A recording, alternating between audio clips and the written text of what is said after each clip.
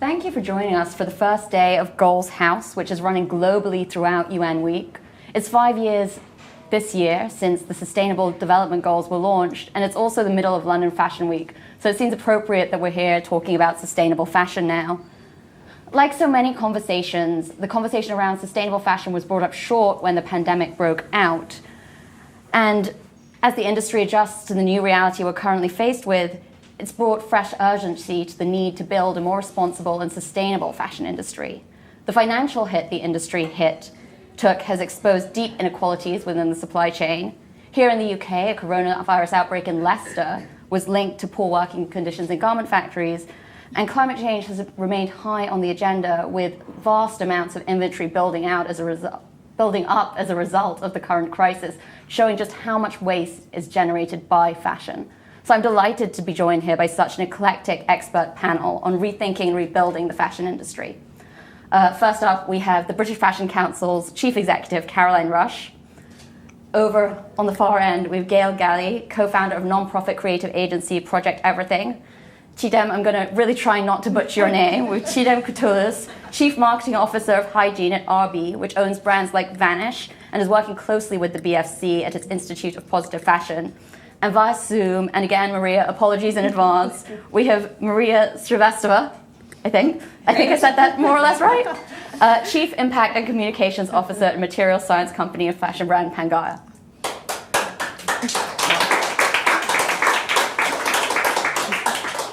So, sustainability is such a broad and fuzzy term. It means so many different things to different people. So I like to kick off these kind of discussions by just establishing what we mean when we're talking about it. So, Caroline, we're part way through one of what is, I imagine, one of the weirdest and strangest fashion weeks you've been involved in. How are you thinking about the idea of building back better now? What does that mean to you? So I think everything you've said, the idea of reset is something definitely that we as a board and a team have been talking about, as have the designers as they've been going through this and preparing for London Fashion Week, is thinking about the product that they're creating, the time when it's going to be delivered, the impact that will have in store, as you said, sort of thinking about waste. I know we're going to come on and talk about that a little bit more. But for us, as we think about reset, is that we're thinking about what that means, of course, for the designer community, what it means in terms of environment, so our environmental impact, what it means in terms of impact on people. And I think also particularly sort of front and centre during this pandemic is what it means in terms of communities and the impact that fashion can have on communities as a whole. So it is, as you said, very broad, and they're quite specific issues for each of those three pillars, and those are the three pillars of our Institute of Positive Fashion. Yeah, and it's very holistic. And Gail, I think maybe you can speak to that in terms of the Sustainable Development Goals, because people often say fashion hits so many of them. So how do you think of this when you think about the fashion industry and how it intersects with the SDGs? Well, we started looking at Project Everyone at the fashion industry about 12 months ago, and it was apparent, as you say, how many they hit. And I think everyone had been talking about them in terms of the environmental sustainability, but as soon as you lift the lid, as you all know, the human side is equally impacted in a really bad way at the moment, right? And then I think the way we use fashion, our carbon footprint and how we use it then compounds all of the problems in how you make it. And that's why I was so excited by your work, because we need to start thinking about that. We can't just, I read recently that we're treating the earth like a factory and a bin. And that's true in every industry. But if you think about fashion, it gets made in a factory and then we throw it in a bin, being simplifying. But we need to think about that. What is the factory? What are the ingredients? And then we can't just put it in the bin that is our home.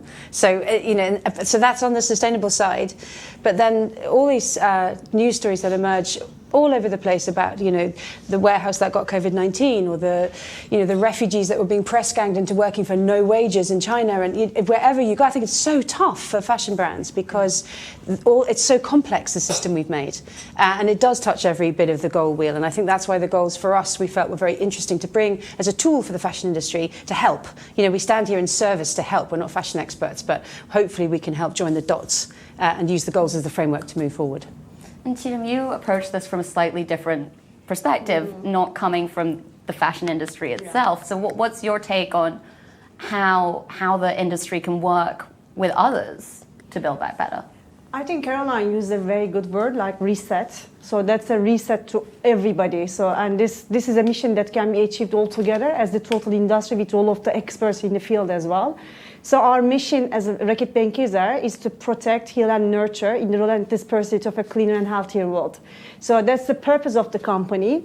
And the role that our brands play is also contributing all of the sustainable development goals that Gail has mentioned as well. So the role of Vanish in that journey is to educate consumers on responsible consumer behaviors in the fashion industry in total, because our purpose of the brand is to give clothes many lives in that case.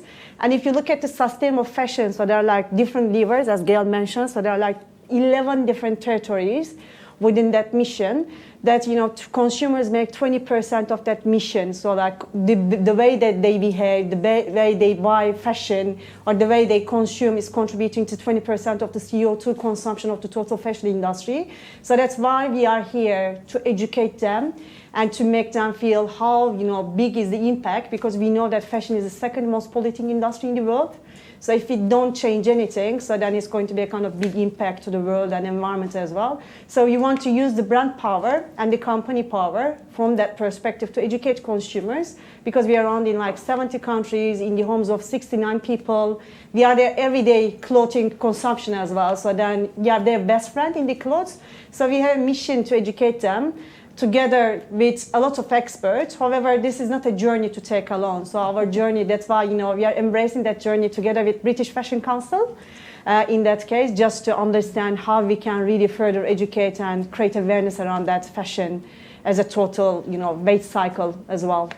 So it's a real focus on the waste side of things on that front. This is around like consumer education of the waste, because if you look at the total industry, it starts from the production till the end. However, that can't be done on its own. So like together with British Fashion Council and Positive IPF, so we are committed to create and measure the whole impact, but at the same time, we are going to have some activation around educating consumer behavior, around responsible consumption and responsible behaviors too.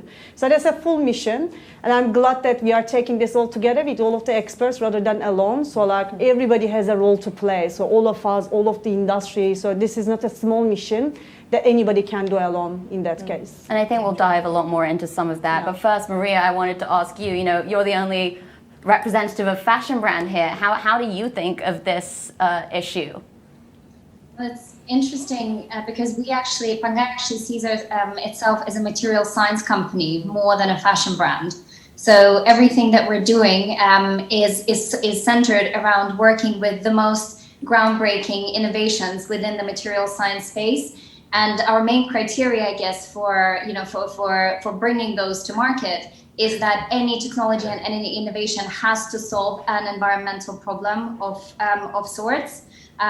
So all of the materials that we bring are, our impact and sustainability approach, let's put it this way, is also pegged to the Sustainable Development Goals. So climate action is probably, let's say, the guiding light for us in terms of our approach. But we also look at many others, looking at this very much holistically. And to the point of waste, I think that Gail mentioned a little bit earlier. One industry's waste could be another industry's treasure, right? We talk a lot about our vision for a regenerative business for ourselves and for a regenerative future for the fashion apparel industry.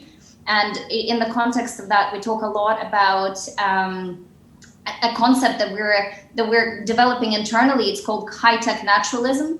It's an idea that natural resources, the majority of them being waste, used together with science and powered by science, can create new materials that can be repurposed and used within another industry. I'll give you a really quick example. So for example, probably about a week ago, we launched a sneaker made out of grape leather.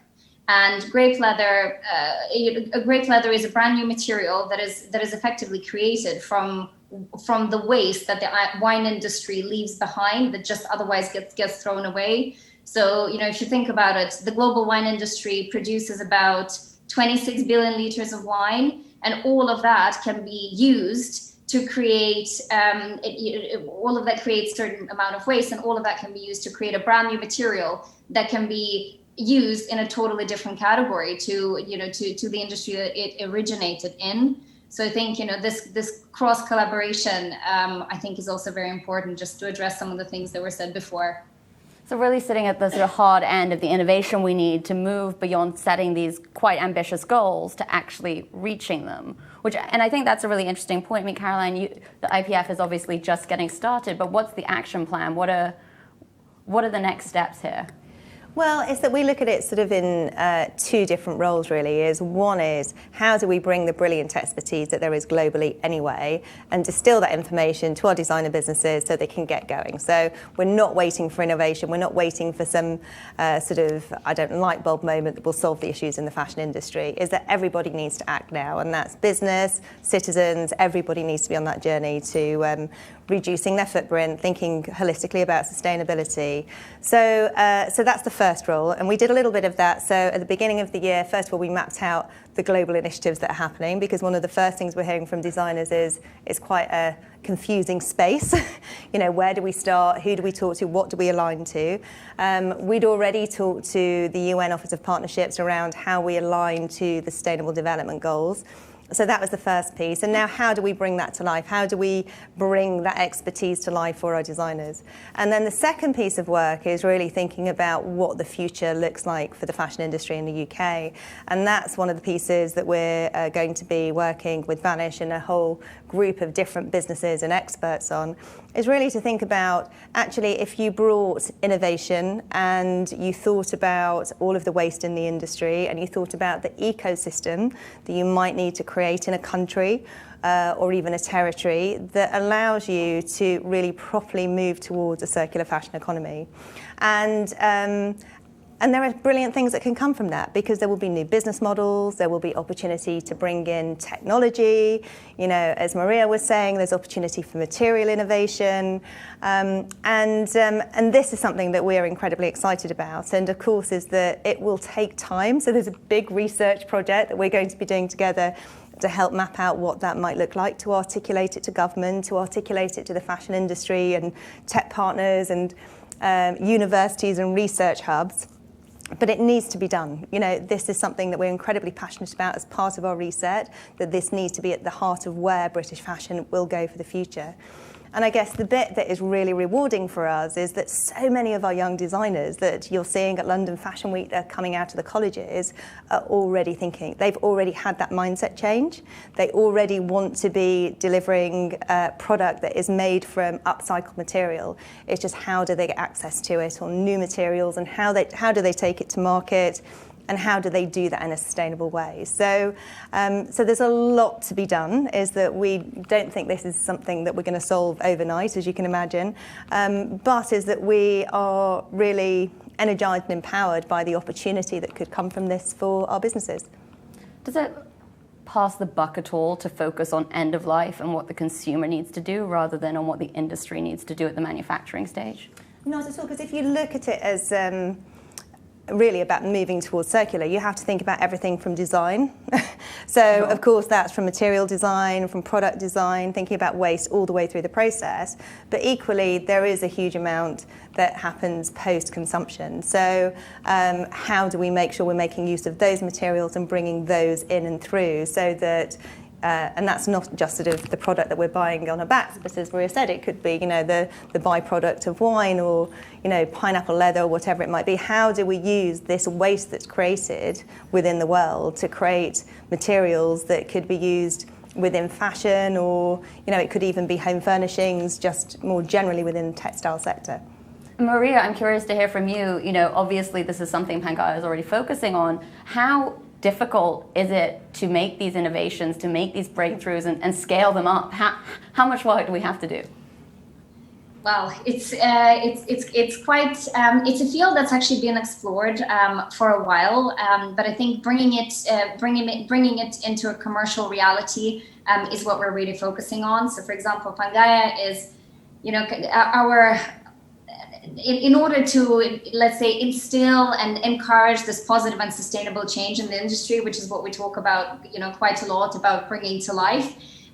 We work twofold. So on the one hand, we bring them to life through products and materials that are really easy sort of to look at and digest. So they're products of everyday use. They're your everyday essential things that are in everybody's wardrobe. And we've got a second focus, which is all about providing industry-wide solutions in the form of these breakthrough material science innovation. I mean, I'll give you an example of our proprietary tech that we actually launched at the end of last year called Flower Down. So Flower Down, for example, is an incredible goose and duck alternative. It's made with natural wildflowers and aerogel and a biopolymer that has actually been in the making for 10 years. We have just kind of figured out a way to connect the dots and to be able to bring it to market by ourselves. And now we're offering it out to the wider industry to use as much as possible. And that's very much our mentality. We'd like to kind of showcase, use our platform to explain that the innovation is there. It's not in some, crazy distant future. It's right here. It's available for people to embrace and to use. And then we sort of launch it into, I guess, the equivalent. We springboard it into new industries and other partnerships. Because we also don't believe in kind of holding on to something so unique and potentially groundbreaking by ourselves. We really want to sort of set it free and make sure that more people use it. It's very interesting, as I was just invited last week to an update on something similar from another brand who wanted me to sign an NDA before I went along. So different perspective there. Gail, from your perspective, when you think about moving forward over the next 10 years, what do you see as the most important first steps to get to the point where we can start to get to where we need to go? I think there's a lot of small actions that need to start now before we get to the point where the really systemic changes happen. Well, I think I might have a different perspective on what my next steps would be as a campaigner for the goals, and none of them are, they're all valid. I think what we want to see is a sort of mass adoption of the will to do the right thing, whether that is supply chain, human, or environmental. And that's what we see the goals as the symbol of. And the fashion industry knows better than anybody how to create a trend and how to make something desirable. In fact, I was at the Global Fashion Agenda meeting last year with a bunch of brand owners who were really unhappy because they were unfashionable, because they weren't being sustainable. And there's nothing worse than being in fashion and not being fashionable.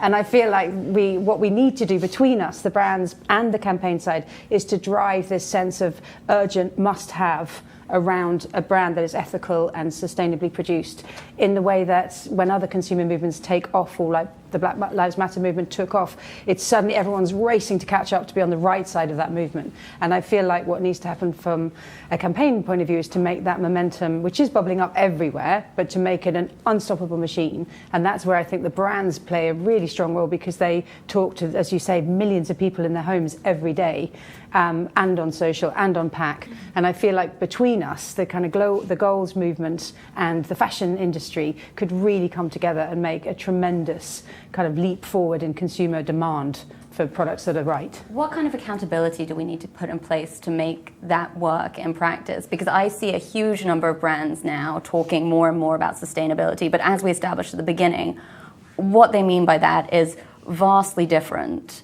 So what do we need to require of the industry so that when or if it moves down this road, what it is promoting and getting people on board with really is moving us in the direction we need to go, and isn't just one collection in organic cotton and everything else made from virgin plastic? The greenwashing, or rainbow washing as we call it for the gold ring.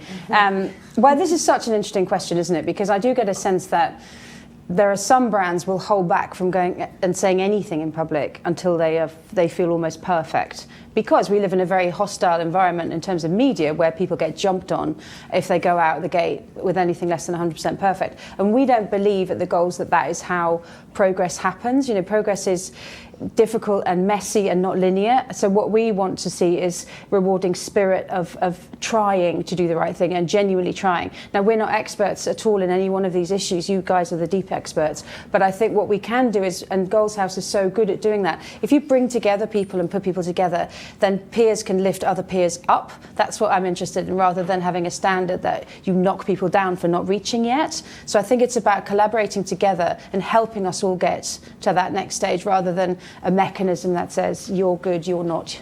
Rewarding progress, I think, is all we can do, because that will inspire more. So how have you found it working with the fashion industry in terms of the expectations and where Reckitt Benckiser wants to go versus where IPF wants to go? What's that been like?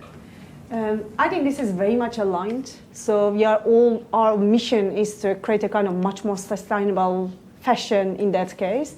So there are lots of things that we partner with, that as Caroline explained. So like understanding where that waste comes from all of the like circularity, from the beginning till the end, the consumers. And the second territory is like really how to educate consumers as well, because they are not small. So even like I agree that it needs to start from the beginning till the end, but the impact that we play in fashion as consumers is like 20-30% as well. So that's an area that we want to work as well. So this is just the starting of a journey, but that's a mission that we want to take seriously. And this is going to be a marathon for us in the next couple of years, just, trying to educate, trying to understand, but that's a mission that we need to take all together as the total industry. Like not only us as brands or the industry, I think that's the total mission of everybody playing in this game, rather than just a couple of companies, to be honest. That's a really good point. What role really should companies be playing in sort of creating the information that consumers are getting around this? Should we be trusting companies to be the ones to tell us what to do now? Yeah, why not? For example, we were discussing with the consumers for the last couple of months to understand their awareness levels. Do they really care, or they don't really care? So that's really a kind of good information to get. And we have been running lots of researches with them at the moment. I can tell you that people are not aware. The moment you start telling all of the facts, they are in total shock. They don't know that fashion is such a kind of like polluting industry in the end. So they even don't know the consequences of their behaviors as well. So I can tell you a couple of facts about consumers. So when they tell them these facts, they are in total shock. In UK, and I don't think that this is very much different globally as well, half of the wardrobes are not being used at all. So we just block everything in our wardrobes, but it's in the dark shade and nobody wears them at all. And we keep changing our clothing every day, every moment, for every occasion as well. So that's a fast fashion that we all know. So we don't wear our clothes very longer in that case. And that's creating a kind of waste ecosystem as well. So in that research, what we have seen is, especially the young generation, the millennials, almost like 70% of them are ashamed to wear a cloth twice because of all of this Instagram culture. So they feel like embraced, wearing the same clothing a lot. So like wearing the same clothing twice feels like bad, whereas maybe it's not bad, because a lot of saving can happen if you can really wear your clothes longer in that case. Just another thing is like only 60% of the people are aware of this fact. So they don't understand the linkage between their behaviors and how this can result at the end as well. So then they started asking us, what can I do? So like now I get the facts, I'm in total shock, I want to change my behavior, but tell me some simple steps that I can act tomorrow. And as we all know, behavior change is not a very easy step. So it feels scary at first because we want them to change their behaviors. They are scared.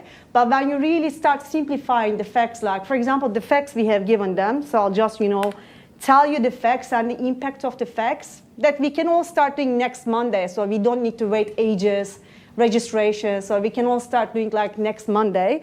For example, if we can wear the clothing in our wardrobes just 3 months longer, so not much, like 50% of clothes 3 months longer in the wardrobes, the impact on CO2 is like 44%. So we can really decrease the impact.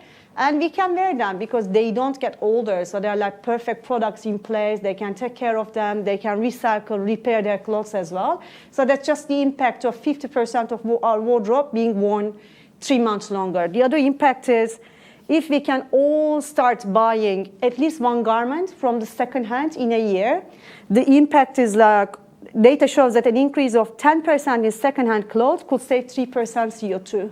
So that's another behavior that where we buy our clothes, so like we don't need to buy every time brand new things, so there are a kind of huge ecosystem that we can start getting our clothing as well. The other thing is like re-commerce or rental, so that's a huge impact. So buying from those sites as well is a huge impact. And also, e-commerce is in a hype because of all of this pandemic as well, but we never think about the consequences of that one. For example, when we order a clothing from e-commerce, it comes to our home, which is not in perfect size, and we send order back.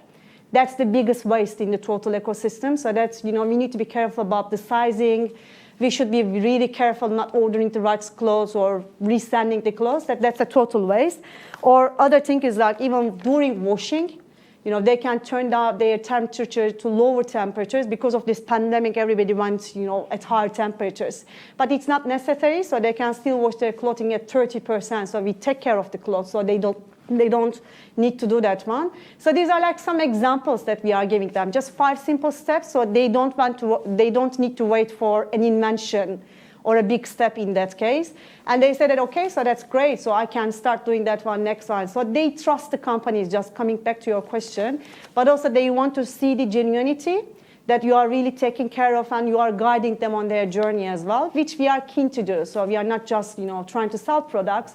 Of course, we are here with superior products to help them, but at the same time, to help them on their journey to understand and digest this a little bit better. So they really trust it. So when we started that education, how much responsibility does that then put on companies to do additional research to really understand the issue at hand themselves as well? Yeah, to ensure that all of the data is accurate. Yeah, true. So that's what we are doing all together as well. So the data, the consumer data is something that we need to understand. So that's a responsibility. But at the same time, I don't think that nobody knows the exact levels or exact ways. I think that report, the research paper that we are going to do together with IPF is going to help the industry to understand it a lot. Because when you start seeing it numerically, the impact, like the numbers I'm giving you now, everything becomes much obvious and it becomes much digestible at the same time. It requires an understanding, a deep understanding. So that won't happen tomorrow, but it's a journey, that's okay. So it's more important to start the journey rather than starting perfect. And so it sounds like the guidance is buy less, buy more secondhand, use for longer. Caroline, what does this mean for the industry? This doesn't sound like it's great news for fashion brands. Well, the thing is, I think is that it's a mindset change, isn't it? And a lot of our businesses create product to last. So they want you to keep it. They don't, it's not, particularly around London Fashion Week, is they're not creating product for fast fashion, which is disposable. It's about how can you treasure it, how can you look after it, how can you extend the life of the product, what happens to the product afterwards. And, when you are ready for it to move on, whether it's sort of handed down to someone else or a secondhand store or a recycling unit, that you're doing that responsibly. So I think is that most of our businesses thinking about climate change and the impact that it's having on the environment around us are definitely aware that they need to really think about that. But also is that they can play a role in terms of ensuring that there's very little waste, that they are thinking about using materials that can maybe be upcycled or recycled more easily.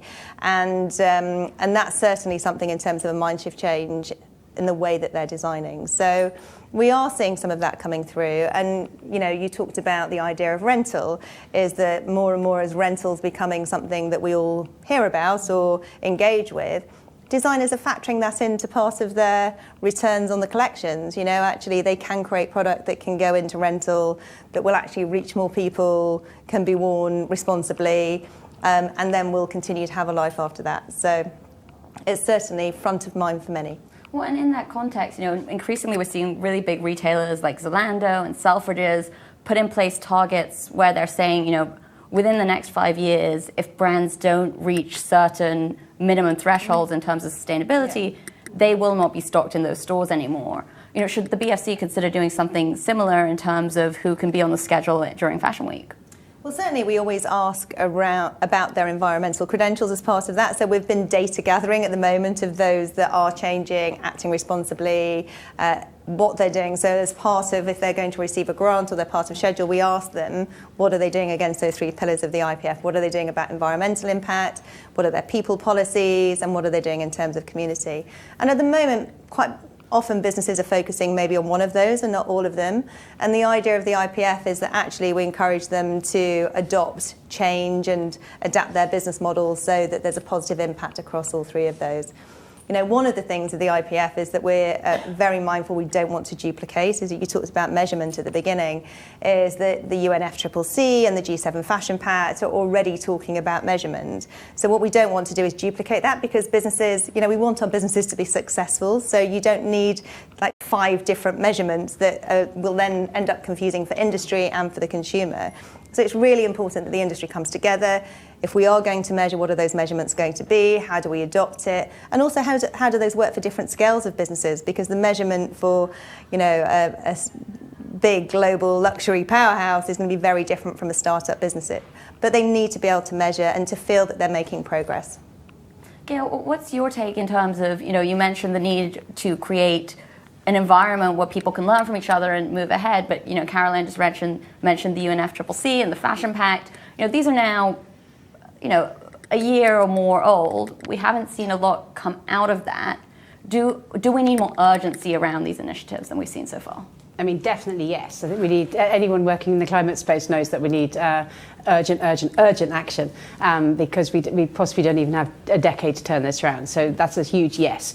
But I think I don't want to undermine what I always think of as the deep work of those pact type organisations, because it is complicated. And I think that's what we want to do with the campaigns we run, is we want to accelerate the communication coming out of those things. And then the goals, I think, just referring to that point about it's complicated and you don't want to set up another mechanic or measuring system, Caroline, which I agree with. But the goals are quite a unifying badging system, so that everybody in the space, whatever pact you're doing, whether you're working on a kind of economic problem or a materials problem, you're all laddering up to going, okay, that's all sitting under goal 5, or that's all sitting under life below water, and you can make quicker connections by wrapping the goals around them, as it were. I think the goals can uplift and speed up those connections. And then I think the units like such as ours, we're not the only one, but there's not that many bodies communicating as a whole and only communicating. So I think a lot of those industries and organisations are doing their work, and then maybe they talk a bit about their work. What we want to do is be the mouthpiece that aggregates all the work and shouts about it really loudly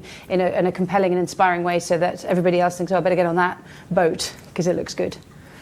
So what do you see as the biggest opportunity right now? And goals in fashion? Yeah. Well, again, thinking about what's going on in the consumer's mind, and I think that is what the touch paper that you can set light to. I think there's a couple of things. I think, without question, the climate emergency is making people afraid right now, as it ought to. And so making the connections between what we're seeing, wildfires, what we're seeing, you know, plastic in the ocean, all of the degradation of the natural world, species extinction, if we connected that to your point about what clothes I'm buying and how I'm using them, that's what I don't think people realise. There's this amazing experiment that they did in Oslo, I think. It was a vending machine, and it was a €2 T-shirt, and it looked great, and the person wearing it looked great. And it said, do you want this T-shirt? And everyone was like, yes. And they'd put their €2 in, and then whilst it was supposedly delivering you your shirt, it played a little video about where that shirt actually came from and who made it and how little they were paid, and the impact of that dye and then at the end of it, where you're sort of weeping on the pavement, it said, do you still want the shirt? And of course, no. And do you want to give that money to help some of these issues? Yes. And it was really successful. And so I think there's a huge win to be had by just saying to people, you know, the stuff you're terrified of and you're watching on the news all the time, what you wear and how you choose what you wear and what you do with it has a huge impact. So I think that's one big uplift. And then I think the other really big uplift is in the human side. You know, there's been such an excellent movement around the Black Lives Matter recently, which we just saw on the panel earlier. You know, the concept of slavery it exists in all sorts of forms, and the people making this stuff working in such terrible conditions, I think we ought to just now draw a line under all of it and just say it's not okay that we get this great life, but it's at the expense of someone having this terrible life. I mean, I know that's terribly simplistic, but I feel like there's an opportunity there to connect what is going on in the zeitgeist to people and the clothes they choose. So there's all that great stuff. Look behind the label. I think it was a campaign that. And is the only way to fix that regulation that is enforced? I think both. I mean, yes, of course, regulation, but like my Chinese example earlier, it's so hard. I think Nike got stung for it, didn't they? That they found out. Everyone. If you're sourcing cotton, you're probably getting it from Xinjiang. And you didn't know that. Like, no one sat in the central office chose to use an exploitative factory, but it just down the line it happens. So I think, yes, regulation is really important, but you can't always control that. But you can vote with your wallet always, and you can just keep making the effort to find out about the brand you're buying. It's not like we haven't got a choice.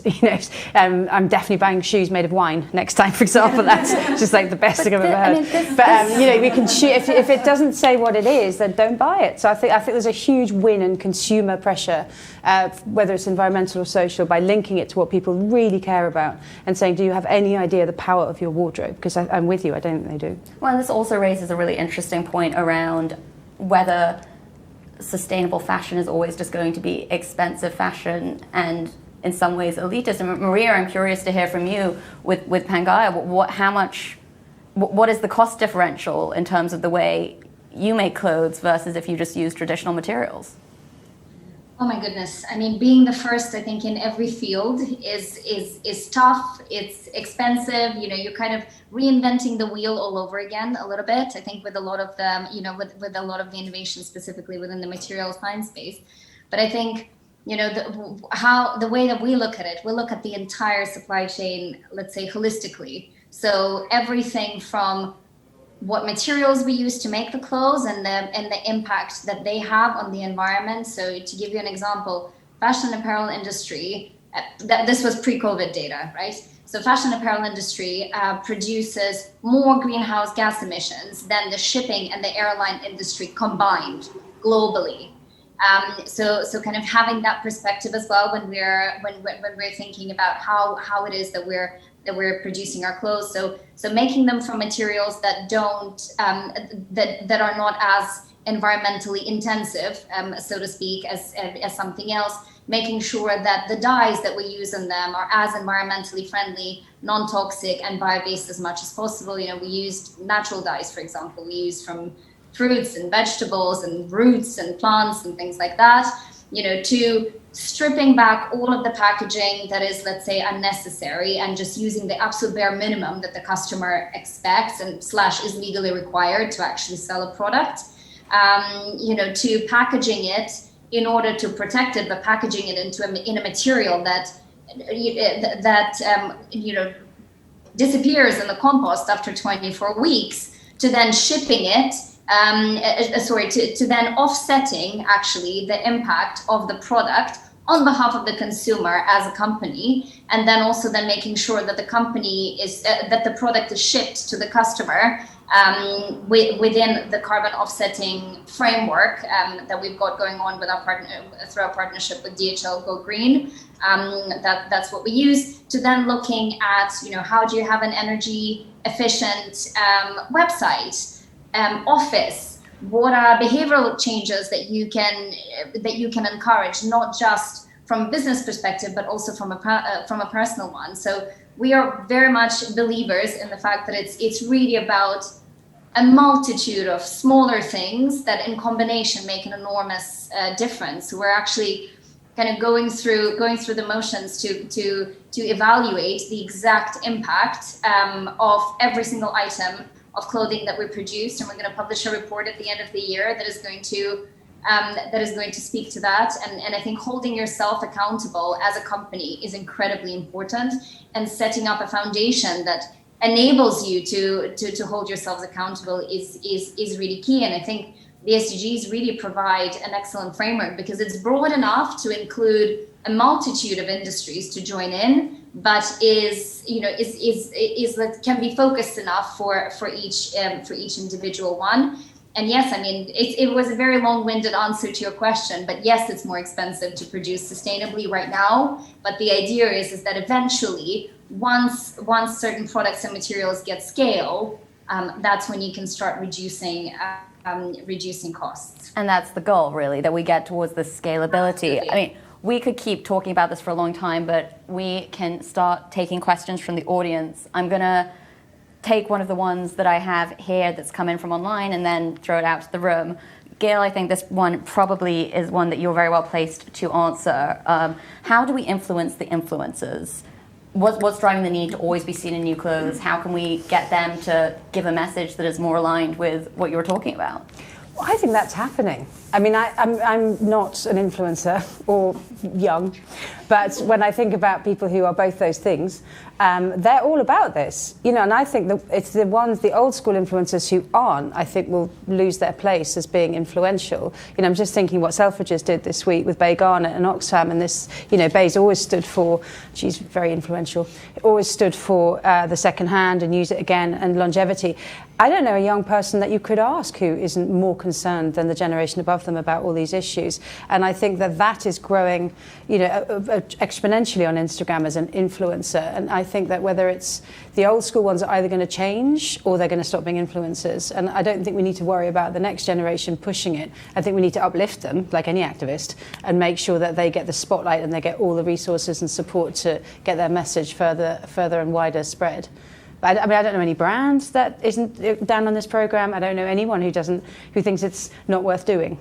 And I think the younger, influential, and are leading the charge completely. Anyone else have any perspective on that? I can maybe add a comment here. We've actually found that people, the new generation, they crave purpose. They want to know what you're doing as a company, what you stand for. So I would almost argue the flip side of that. We have many a conversation with, digital influencers. We don't even call them influencers anymore. We call them impactors, because they're people that have an opportunity to drive positive change. And they are, they want to support brands that are doing better things for the world. So I would say that I would agree with Gail that it's really there. It's almost like, you're either ride the tsunami wave or you get washed off by it. So I think embracing sustainability, responsibility when it comes to consuming fashion, I think is key. Well, I think I've noticed on your feeds, Maria, whenever you bring out a new collection based on flower down or productized, it sells out in seconds. I know you can't mass produce at volume, and I'm sure. To your previous answer, maybe you're not making a load of money, but people want it, right? Like it's flying off the online shelves, as it were. Well, because it's also we produce on demand. This is also very much kind of our take on sustainability. We don't produce too much of anything, because we're very well aware of how much waste the fashion and apparel industry produces. It's. It's absolutely incredible, and actually with all of the waste with all of the clothing that gets produced, a lot of it ends up in a landfill. So you don't even want to go there. Right? Thank you, Maria. Anyone in the audience have any questions? It's kind of a circular question, I guess. With the high street, obviously the high street relies on it being fast fashion, and that's what people can afford. Pangaia is incredible, but obviously it's higher priced. And for your average 16, 18-year-old who wants the same thing but actually can get it from Topshop for 25 quid, the high street's being hit now with COVID-19, and we're losing stores dramatically. And as British people, we are quite proud of our high street. How do you think the high street is going to, British, I guess, rather than the rest of the world, is going to be able to survive coming back from COVID and managing this now sustainability chain at the same time? Because we're losing shops rapidly, which means then people are losing jobs rapidly and losing their livelihoods. How does the industry combat that and still be able to support people not losing their jobs? That's a really great question. Caroline, do you have a perspective on that? I'm just going to repeat it for people who are watching online who might not have been able to hear. So the question was essentially, how does the UK high street survive the double whammy of COVID-19 and consumers becoming more interested in sustainability and therefore perhaps less enticed by their offering? So there is no doubt that this pandemic will have had a catastrophic impact on the high street. Having said that, the high street in many senses was struggling pre the pandemic, and it knew it needed to adapt and change, and in a way this will force that probably to move a little bit quicker. Is obviously the worst consequence of that is, as you said, the loss of jobs, and that's where we need to think actually with a new ecosystem, where will the jobs of the future be? How do we make sure that there's jobs throughout the UK, not just in London?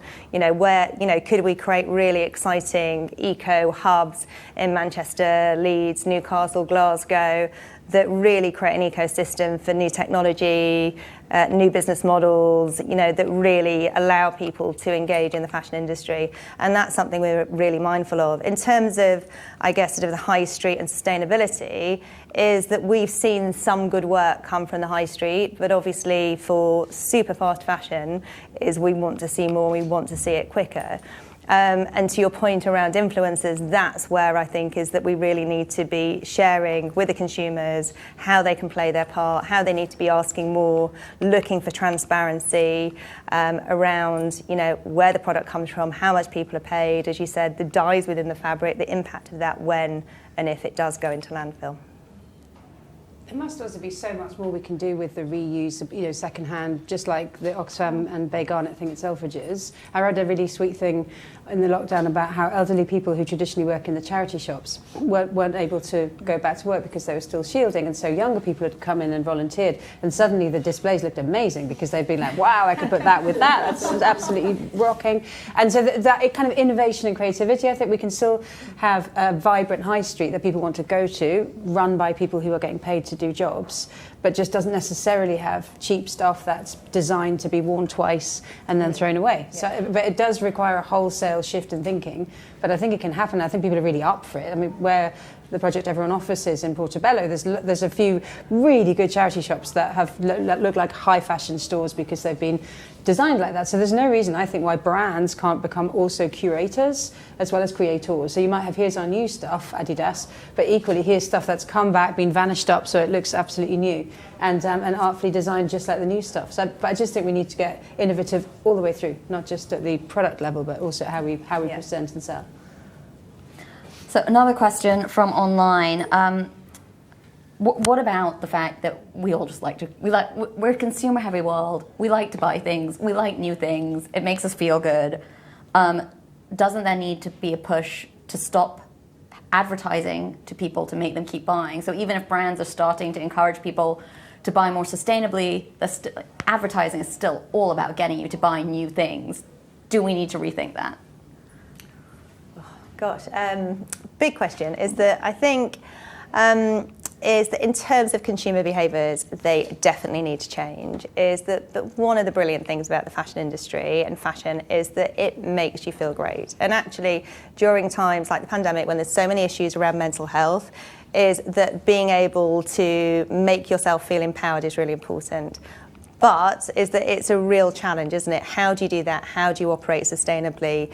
And I think this is where we really need to look at the research around how we use materials, how that can be chemically recycled, how it can be broken down and upcycled, how it can be used for other purposes, so that, as you said, we don't feel as guilty about buying things and making ourselves feel great. Is that advertising will always play a part of that, but there could be a role of responsible advertising, I think, is that where does it come from, what comprises that product, how much are people paid, and I think it'll be interesting to see whether there's movement to look at that. Yeah. I mean, Maria, do you have a perspective on that in terms of how you advertise Pangaia's clothes? So I think it's also being mindful about the partnerships that you work with and the people that you collaborate and effectively who you're advertising to. So it's not about kind of pushing the same consumer to buy more and more and more. It's more about spreading the message wider to make it more known to other people and talking about sustainability, giving people the information, the facts. And the solutions more than anything through this framework of partnerships. So possibly, the way that, for example, we're working with, anyone from our suppliers to our collaborators is, we've got this impact framework that we operate within. We've got a supplier code of conduct, so to speak, which has got a list of, let's say, non-negotiables. Which of course address things, like rights, human rights, fair wages, everything like that. So the whole environmental aspect of that. But it's also got a list of, if you're struggling with, if there's an initiative that you're working on, but you're, let's say, unable to complete or don't really know how to do, we're also happy to then help them get better and produce better and work better and in a more responsible way. I think it's also about to the point of partnerships and fostering partnerships across completely different sectors to, let's say, cross-reference the important sustainability message as well. So this summer we launched a partnership with Just Water. It's a water brand, right? But we're united by this idea of protecting the water resources. Us from a, let's say, non-toxic dyes point of view, and from reusing water effluents and things like this, and then just from a point of view of the fact that they don't really use plastic in their packaging. They're very mindful of the environment, and something that we are going to be announcing at the end of this week, actually in celebration of the anniversary of the Sustainable Development Goals, and also of the UN General Assembly 75th. We've worked on a capsule collection, which is going to have the full Sustainable Development Goals, the full 17 goals, so you as a consumer would be able to wear it as a badge of honor and spread that message way wider to people on the street, to people within your family, because everyone is an influencer these days and a digital creator. So you have this option to put this message out there. But again, as I said, it's not about kind of pushing the same consumer to buy over and over and over again. We're really about essentials that you keep. And these essentials could be done in partnerships from other industries that we could push, that we could help bring a conversation around. And also maybe wanting to add from consumer perspective is like, it's not about making them stop buying at all. This is having a healthy recipe within the combination. So like buying new things, but wearing things longer, buying from secondhand clothes as well. So this is almost like having a much more healthier recipe, rather than only one way. Maybe otherwise, if we start saying like stop buying at all, they won't listen to this. So like, because clothes is such a joy, they would love to buy, but in how sustainable way. So maybe this is like creating that healthy recipe in their mind is the way to unlock their barriers to listen in that case as well. I'm going to throw it back out to the room, please. Mm-hmm. How are we driving consumer behavior? I'm thinking of my 19-year-old daughter who then when she shops on e-commerce buys or sends 20 versions home when she's really only going to buy one bikini. And actually, I can go to you to tell you how much of that actually ends up in landfill. But how are we driving consumer behavior? Is there also a conversation around a CO2 index? When you buy your clothes, you're looking not only at the price and whether it's produced sustainably, but maybe what is the real impact of that piece of clothing. I think until we can actually communicate to consumers on that level, we're not really going to shift behaviors, because there is such a counterculture, especially in a COVID context. I think that's a really great question that kind of touches on a lot of the stuff that we've talked about, but asked a bit more pointedly, what is the most effective way right now to drive that change? And I don't know who wants to take that first. The first step is to make them aware, because most probably, those people even don't know the impact in that case. Creating awareness can happen in many ways. So like just educating them at a first step, but at the same time, a CO2 index, I don't know, like we need to invent a kind of like mechanic to measure that impact as well. But in any case, the moment they start listening to and they start understanding the impact, they stop. So they don't continue in that case. So creating awareness through a kind of mass media or, in everything that we do, plus maybe some kind of like really some tools in the future just to create an index can help as well. But that's a kind of total industry action. So that's not like a one way to make that happen. But the step like behavior change is like first make them aware. Second, push them with some kind of toolkit in that case. So that's all going to be a kind of great combination in that case. We're doing that at the goals. We're launching on Friday, looking at a campaign called Factivism. And so the idea is to link facts with activism. And I think to link this to this topic, if you could everyone's heard the worry about there'll be more plastic in the fish than sea by 2050 if we carry on. But I don't think anyone's linking that to buying 20 bikinis. Whereas if you said, well, that you're contributing to that because all that plastic that you ripped out of the 4 that you tried on, you sent back, you were never going to wear in the first place, that's all gone straight to the sea. I think it's putting in really chunky, simple ways that fact, this action. I think that's where not just us, but a lot of campaigners are going that way. And then on the deep work, again, there's an organisation called the World Benchmark Alliance that is benchmarking every business in the fashion industry for exactly that. Like, here's the full rating against each of the goals. I mean, it's doing loads of benchmarks, but the fashion industry is one that it's doing next. So there's a connection there between that deep work and then the kind of factivism campaign that we'll launch that will start shifting people's behaviours. Most people just want a pathway to do the right thing, I think, and they really care, and I think businesses really care.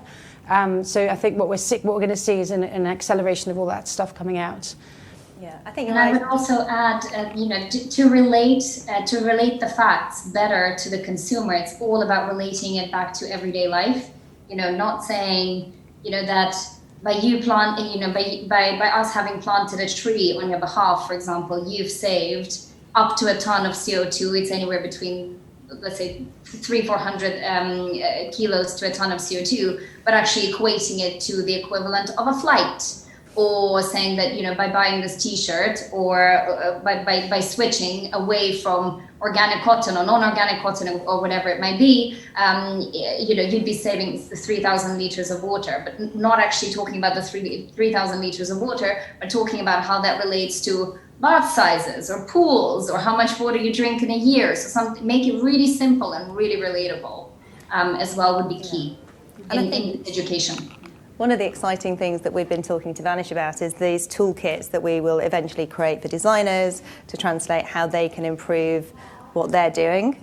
Is that then how do you take that information and take that onto a consumer, or even probably just starting in terms of the 890,000 people in the UK that work in the fashion industry? So what questions can they be asking of themselves, and what questions can they be asking of businesses they work within to make sure that they're moving and pushing whether it's their own action or business action towards them moving towards a better environmental impact?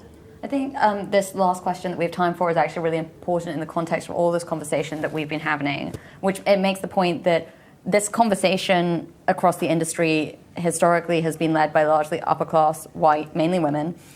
Take a look at most of this panel, for instance, and it's the same with younger generations when it comes to environmental activism, with Extinction Rebellion. So what action needs to be taken to make this more inclusive and accessible?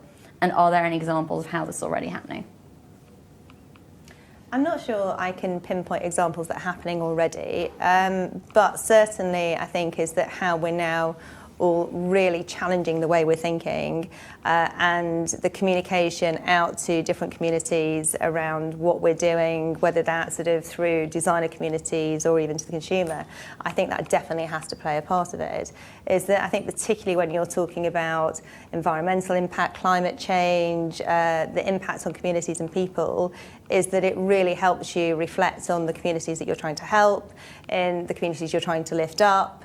And also the real challenges that, the good and the bad that the fashion industry can bring. Because when you think about some communities, is that it can certainly uplift, create jobs, and uplift from really challenging situations. If you think of some of the factories and the areas that there are in, whether it's Bangladesh or even in some of the challenges in India, how can we create those interventions or those opportunities and make sure that people are paid properly and that we're positively impacting on the community. So I think these messages have to really think about reaching everybody, but it's something probably we've not done well in the past. Anyone else have a perspective on that? Completely. So I think there's a relatively new concept called intersectional environmentalism. It's all about increasing representation of underrepresented communities all over the world, and actually across multiple industries that have something to do with the environment. And I think it's also, to Caroline's point, it's the events of let's say the beginning of the year and the end of last year have really encouraged us to look more at our individual actions and learnings, and also for companies to kind of look within and see how they can do better. So I think adopting this mentality of wanting to operate, where you have the opportunity to raise some of those voices that are underrepresented across both the supply chain and also kind of on the other side, from a creative point of view, and making sure that we're talking about anyone from designers to photographers to content creators, and giving them more of an opportunity to also make themselves known and make themselves seen. Yeah, I would agree with that, and just add to another point in it, which is I don't mind there being an over-indexing of white middle-class privileged people leading this, because we did create the problem, and by and large we profited from it. So I feel like we ought to be the ones who are doing more about it to fix it, whilst also, to Maria's point, opening up the tubes and the pipes so that all of the voices co-create a better architecture in the future. But I do feel that the onus is on us to drive it hard, because we set the system up. Well, and I think there's so much more we could unpack here, but unfortunately we're out of time. I think some of the panelists are going to be around for a little while longer and can continue answering questions, but thanks everyone for coming and listening. Thanks to everyone online. Thank you to my wonderful panelists. And yeah.